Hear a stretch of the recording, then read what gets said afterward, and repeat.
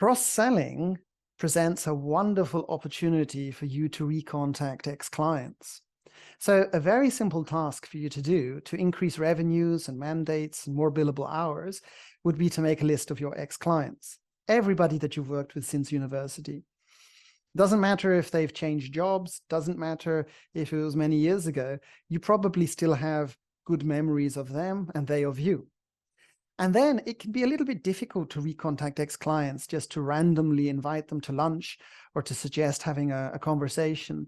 You might not actually have something that interesting to offer them as a value proposition. But if you look at all of your friends and colleagues in your law firm, they probably do.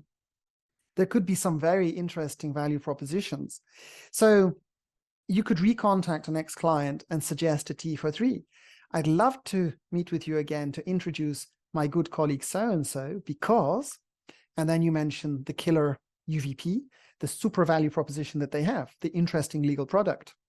In fact, it can be much easier for you to sell your colleague than it could be for you to sell yourself. If you're selling yourself, it can sound a little bit boastful.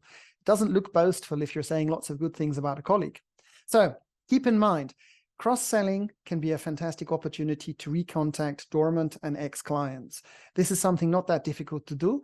You just need to be a little bit systematic about it and understand the value propositions that your colleagues can offer. And then you choose the most appropriate one that has the highest chance of being of interest for that ex-client.